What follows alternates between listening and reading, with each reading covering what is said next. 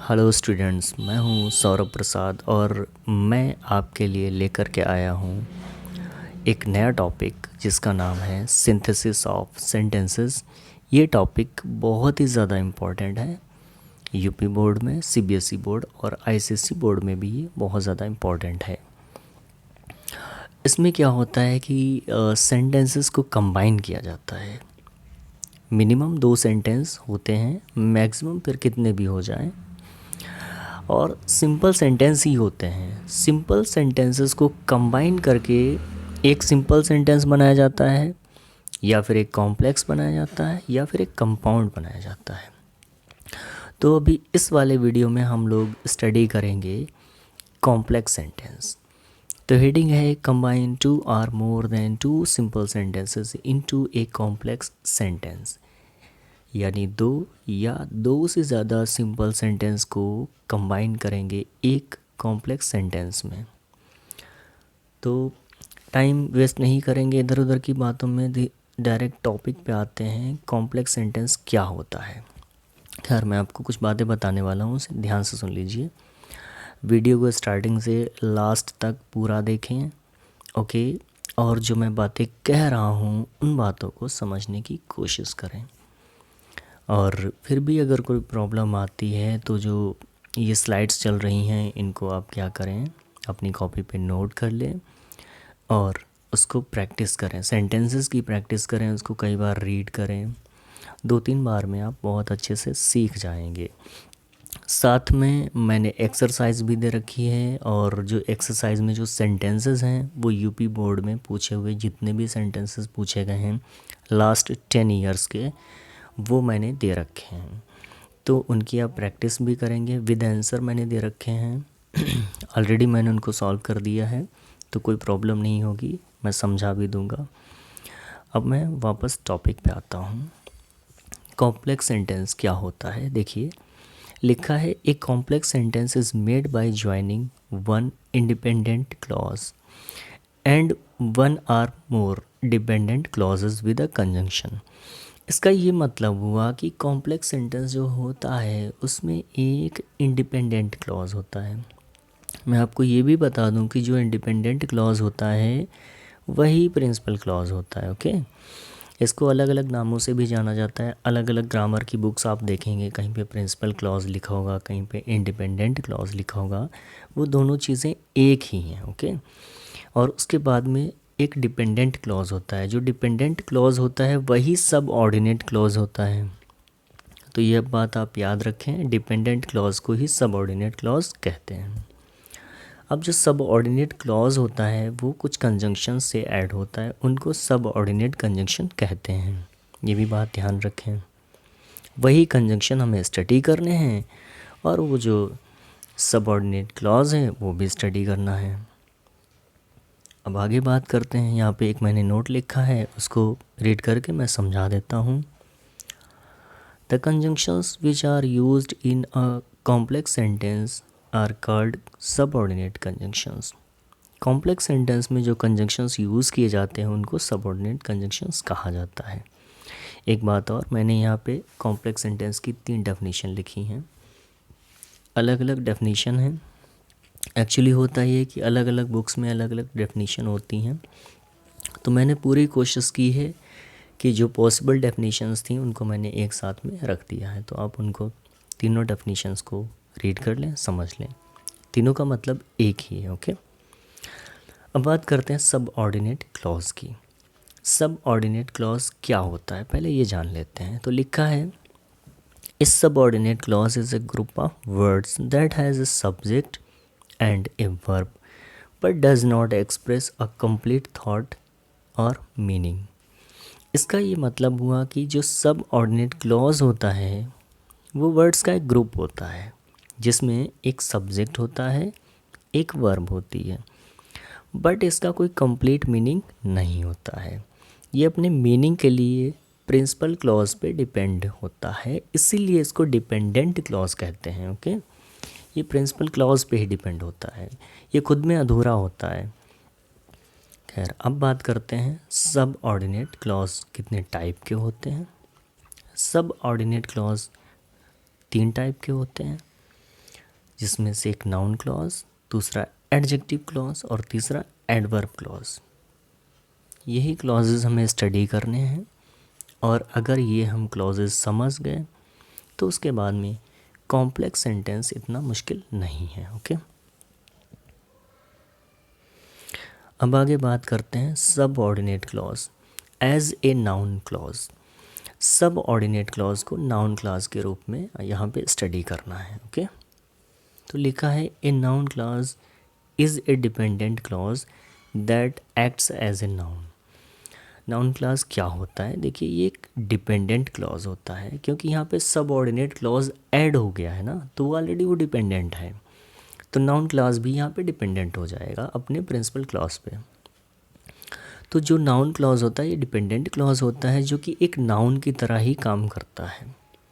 Second point लिखा है noun clauses begins with words such as how, that, what, when, where, whether, who, why, etc. तो जो हमारे noun clauses होते हैं ये कुछ क्वेश्चन वर्ड्स यहाँ पे लिखे हैं। एक्चुअली ये कंजंक्शंस हैं यहाँ पे। ओके, वैसे तो ये क्वेश्चन वर्ड्स होते हैं, लेकिन यहाँ पे ये कंजंक्शंस का काम कर रहे हैं, तो इनसे ही स्टार्ट होता है।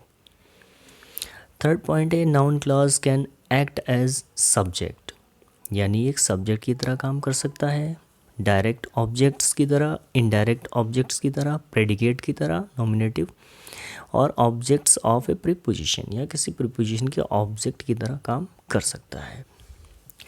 अब यहाँ पे मैंने एक चार्ट बना दिया है, ये देखिए इस तरह से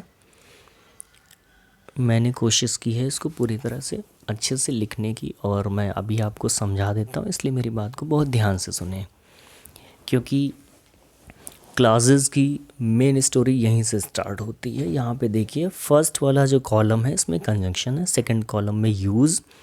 जो यूज़ है ना, यही आपको याद रखना है। यूज़ एक्चुअली कंडीशन है कि किस कंडीशन में हम कौन सा कंजंक्शन यूज़ करते हैं। तो अगर हम लोग कंडीशन याद रखेंगे तो सेंटेंस को बहुत आसानी से पहचान लेंगे। तो आप क्या करेंगे, इसको कैसे तैयार करेंगे? कॉम्प्लेक्स सेंटेंस में नाउन क्लॉज को तैयार करने के लिए आप कंजंक्शन को याद रखें, साथ में उसकी कंडीशन यानी यूज़ को याद रखें कि कहाँ पे इसका यूज़ होगा।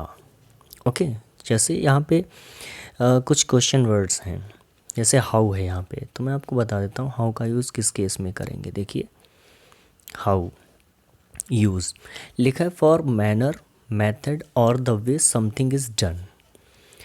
हाउ वहाँ पे होगा जहाँ सेंटेंस को रीड करने के बाद में ये आइडिया लगे कि इसमें कुछ ऐसा बताया गया है कि काम को कैसे किया गया है। ओके, यानी काम कैसे किया गया है, ये अगर वहाँ पे सेंस निकले तो आप हाउ लगाएंगे। जैसे एग्ज़ाम्पल मैंने साथ में दे रखा है, देखिए can you tell me how have you solve this question paper. यहाँ तो हाउ ऑलरेडी दिया गया है, तो कोई इसमें कन्फ्यूज़न ही नहीं।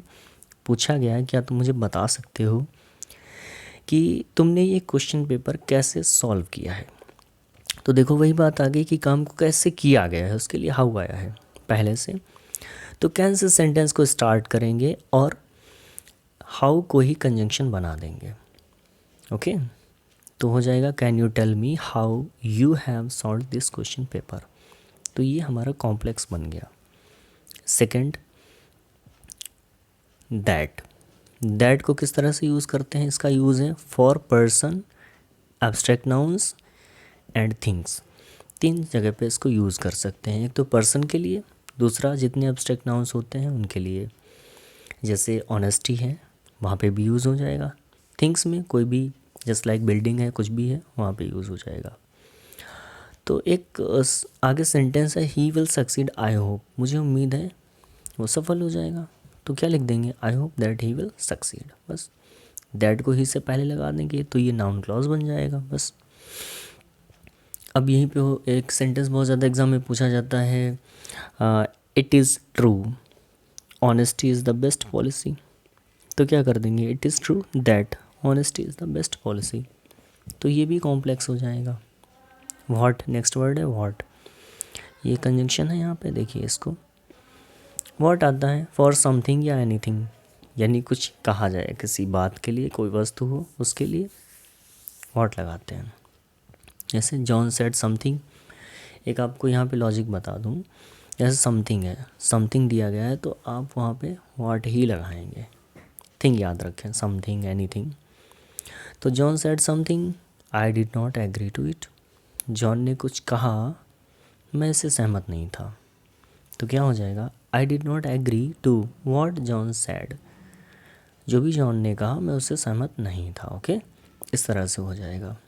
Next, when. व्हेन हमेशा टाइम के लिए आता है। ओके, तो लिखा है फॉर टाइम। तो कोई ऐसा सेंटेंस जिसमें टाइम आपको लगे, दो सेंटेंस दिए गए होंगे, आप कंबाइन करेंगे कॉम्प्लेक्स में, तो कहीं आपको ऐसा लगे टाइम की बात हो रही है कॉम्प्लेक्स में कंबाइन करते टाइम, तो वहाँ पे व्हेन लगा देंगे। जैसे लिखा है she will come to the party, I do not know the time. अब यहाँ पे टाइम पहले से भी लिखा है, वो पार्टी में आएगी, मुझे टाइम नहीं पता है। तो क्या करेंगे, I do not know when she will come to the party. मुझे नहीं पता है कि वो पार्टी में कब आएगी, बस। Next, where. वेयर हमेशा प्लेस के लिए आता है।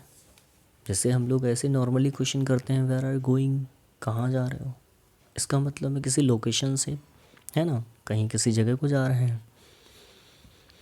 तो प्लेस, जब भी सेंटेंस में ऐसा लगे किसी प्लेस की बात हो रही तो वहाँ पे वेयर को कंजंक्शन बनाएंगे। तो लिखा है सेंटेंसेस में वेयर पहले से भी दिया गया होता है, तो आपको अलग से बहुत ज़्यादा दिमाग नहीं लगाना पड़ेगा। कभी कभी एग्ज़ाम में ऐसे सेंटेंस आ जाते हैं पहले से उसमें इंट्रोगेटिव होता है सेंटेंस, जिसमें वेयर होता है या हाउ है या व्हेन है या व्हाट है, पहले से आ गया। तो आप उसको सेंटेंस को कंबाइन करते टाइम क्या करेंगे, जिसमें क्वेश्चन वर्ड आपको ये मिल जाए, व्हेन, व्हाई, वेयर, व्हाट, है ना, तो उसको सेंटेंस में बीच में रखेंगे, इस तरह से कंबाइन करेंगे। यानी जैसे इसमें ये है, where have you put my book, please tell me. तो सेंटेंस को स्टार्ट करेंगे प्लीज़ टेल मी से, ओके, और वेयर उसके बाद में रख देंगे, where you have put my book, combine हो गया। याद रखें ये where have you put my book ये इंट्रोगेटिव है यहाँ पे, लेकिन जब इसको कॉम्प्लेक्स में चेंज करेंगे तो वेयर के बाद में हैव नहीं यू लगाएंगे। ओके, यानी सब्जेक्ट लगाएंगे, उसके बाद में मेन वर्ब लगाएंगे या हेल्पिंग वर्ब जो भी है। अब बात करते हैं वेदर। नेक्स्ट वर्ड है वेदर। तो वेदर कब आता है, तो यहाँ लिखा है when someone does not know which of the two possibilities is true. Whether तब आता है जब किसी को यही नहीं पता होता है, जैसे दो वहाँ पे ऑप्शन है, जैसे चोर है, चोर ने चोरी की या नहीं की नहीं पता है, कोई सच बोल रहा है या नहीं बोल रहा है कंफर्म नहीं है, तो वहाँ पे वेदर लगाते हैं। कोई सही है या गलत है पता नहीं है तो वेदर लगाएंगे। जहाँ पे दो ऑप्शन होते हैं वहाँ पे वेदर लगाते हैं। तो सेंटेंस को रीड करके आइडिया लग जाएगा। यहाँ पे जैसे सेंटेंस है you may be wrong I can not से, तुम गलत हो सकते हो मैं कह नहीं सकता। तो बात यह है कि मुझे खुद कंफर्म नहीं है कि वो सामने वाला व्यक्ति सही है या गलत है, इस केस में वेदर लगाएंगे। तो आई कैन नॉट से वेदर यू आर रॉन्ग, मैं नहीं कह सकता कि तुम सही हो या गलत हो, इसका ये मीनिंग है। Next, who. हु पर्सन के लिए आता है। जनरली हम लोग क्वेश्चन करते हैं हु आर यू, तुम कौन हो, है ना, तो हु पर्सन के लिए आता है नॉमिनेटिव केस में। तो क्या करेंगे, सेंटेंस देखते हैं direct, who wrote the Shakuntalam can you tell me. और यहाँ पे हु पहले से दिया गया है, who wrote the Shakuntalam, Shakuntalam किसने लिखी थी, क्या तुम मुझे बता सकते हो। तो क्या करेंगे, कैन यू टेल मी से स्टार्ट करेंगे, can you tell me who wrote the Shakuntalam. तो ये सेंटेंस कॉम्प्लेक्स बन गया। उसके बाद में वाई। वाई आता है रीज़न के लिए। जब हम लोग कोई कारण पूछते हैं, जैसे वाई आर यू क्राइंग, तुम क्यों चीख रहे हो, क्यों रो रहे हो, है ना, वाई आर यू लाफिंग, तुम क्यों हंस रहे हो, तो इसमें रीज़न आ गया। तो वाई हमेशा रीज़न के लिए आता है। तो देखिए सेंटेंस को रीड करके आइडिया लगेगा, इसमें रीज़न पूछा गया है। जैसे राम एंड मुकेश क्वेरल्ड, राम और मुकेश ने झगड़ा किया, I want to know the reason. अब यहाँ पे रीज़न लिखा भी है, ये जो मैंने एग्जांपल्स दिए हैं ये अनसॉल्व्ड में अग्रवाल में दिए गए हैं। तो यूपी बोर्ड के जितने भी स्टूडेंट हैं जो स्टूडेंट्स हैं वो इस बात पे ध्यान दें कि अग्रवाल की जो अनसॉल्व्ड आती है उसमें बहुत सारे सेंटेंसेस दिए गए हैं, तो उनको भी मैंने सॉल्व किया है। तो वो यहाँ पे मैंने दे रखे हैं, अभी मैं दिखा दूँगा, आप लोग उनको नोट कर लेना और उनको अपने आप से उनकी प्रैक्टिस करना। खैर ये सेंटेंस देखते हैं। Ram and Mukesh quarrelled, I want to know the reason. Ram और मुकेश ने झगड़ा किया, मैं रीज़न जानना चाहता हूँ। तो I want to know why Ram and Mukesh quarrelled, reason हटा देंगे, वाई लगा दिया इसलिए, चाहे तो वहाँ पे रीज़न रख सकते हैं। दोनों ही कंडीशंस में सेंटेंस करेक्ट रहेगा। तो हिंदी इसकी क्या है कि मैं जानना चाहता हूँ कि राम और मुकेश ने झगड़ा क्यों किया। अब ये सेंटेंसेस हैं, ये लिखा है combine the following sentences into one complex sentence containing a noun class. ये जितने भी सेंटेंसेस हैं ये सामने आंसर भी दिया गया है। ओके, मैंने इनको सॉल्व कर दिया है और सेट कर दिया है। दैट जिनमें यूज़ होगा वो सब पहले लगा दिए हैं। समझा देता हूँ थोड़े। जैसे यहाँ पे लिखा है he is wrong, I am sure. Okay, that he is wrong, तो आई एम श्योर से स्टार्ट किया, that he is wrong. Okay, ये पक्का है इज़ रॉन्ग। ओके, और हाँ वेदर कहाँ लगाते हैं, देखिए इसमें एक लॉजिक बहुत बढ़िया। वेदर वहाँ पे लगाते हैं जहाँ पे कंफर्म नहीं होता, जैसे आई कैन नॉट था वहाँ पे। अभी मैं दिखा देता हूँ आपको। वेदर में यहाँ पे देखिए था आई कैन नॉट से, मैं कह नहीं सकता, यानी कि मुझे खुद पता नहीं है, तो वेदर लगा दिया। Okay, you may be wrong I can not से, तुम गलत हो सकते हो, मैं कह नहीं सकता। तो जब मुझे ही कंफर्म नहीं है तो इस कंडीशन में क्या है कि सामने दो ऑप्शन है कि गलत है या सही है। लेकिन यहाँ पे जो सेंटेंस है एक्सरसाइज में, he is wrong I am sure, तो इसका मतलब है कि पक्का वो गलत है। ओके, इस केस में दैट लगा देंगे, यहाँ पे वेदर नहीं लगाएंगे। नेक्स्ट है he will succeed, I hope, वो सफल हो जाएगा मुझे उम्मीद है, तो क्या हो जाएगा I hope that he will succeed. You should remember honesty is the best policy, देखिए इसमें अब्स्ट्रैक्ट नाउन आया है तो यहीं से ऐड कर देंगे you should remember that honesty is the best policy. तो बहुत सारे सेंटेंसेस हैं, इसमें मैंने काफ़ी सेंटेंसेस दे रखे हैं। Shyam has past, it is correct, तो क्या करेंगे it is correct that Shyam has past. अब सोचिए आपको आता नहीं है, ये सेंटेंस ले लीजिए, मैं थोड़ा और समझा देता हूँ। आपको क्या करना है, इसमें जितने भी कंजंक्शंस है वो आपको याद करने हैं। अब सोचिए इसमें से कौन सा कंजंक्शन लगेगा। हु लग नहीं सकता, व्हाट लग नहीं सकता, हाउ लग नहीं सकता, व्हेन टाइम के लिए आता ये भी नहीं लगेगा, वाई रीज़न तो पूछा नहीं गया। तो इस केस में क्या करेंगे दैट लगाएंगे। तो जितने भी कंजंक्शंस होते हैं उनको याद करें। मैं अगर अपनी बात करूं तो मैंने जब इसे स्टडी किया था बहुत टाइम पहले मैंने इसको सीखा था, तो मैं यही करता था, मैं सभी कंजंक्शंस याद कर लेता था, साथ में उनकी कंडीशंस कि किस कंडीशन में कौन सा कंजंक्शन लगाया जाएगा, और सेंटेंस का मीनिंग समझते हुए उनको कंबाइन करता था। तो ऐसे ही आपको करना है। और जब आप इसको कर ले जाएंगे तो कई बार उसको लिखें, उसकी प्रैक्टिस करें। ग्रामर को आप रट नहीं सकते हैं, ग्रामर को आप प्रैक्टिस से सीख सकते हैं, और प्रैक्टिस करने के लिए आपको उसको लिखना पड़ेगा, कई बार उसको पढ़ना पड़ेगा, उसके बारे में सोचना पड़ेगा कि वहाँ पे कौन सा रूल अप्लाई हो रहा है, कौन सी कंडीशन है, क्या उसमें कोई ट्रिक वगैरह अप्लाई हो रही है तो ठीक है ना। तो ये सभी बातें आपको याद रखनी पड़ेंगी। तो बहुत से सेंटेंसेस हैं, मैं आपको स्लाइड में दिखा देता हूँ।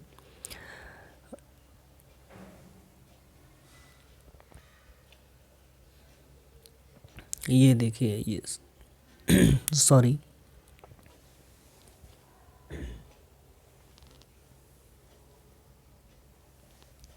ये सेंटेंसेस हैं।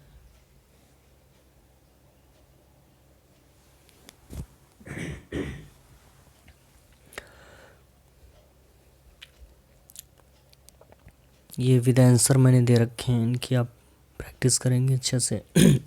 सॉरी।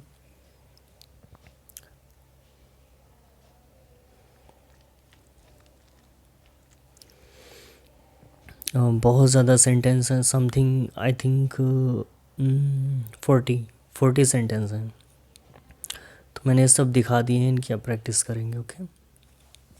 अगर मेरा वीडियो अच्छा लगा हो तो लाइक करें, वीडियो को शेयर करें अपने दोस्तों में, मेरे चैनल को सब्सक्राइब भी कर लें, और जल्दी ही मैं कंपाउंड सेंटेंस पे भी वीडियो लाऊंगा। अभी ये नाउन क्लास हुआ है, अभी इसके बाद मैं एडजेक्टिव क्लास पे बनाऊंगा, फिर एडवर्ब क्लास पे, और उनके साथ में ज़्यादा से ज़्यादा सेंटेंसेस मैं ऐड कर दूंगा।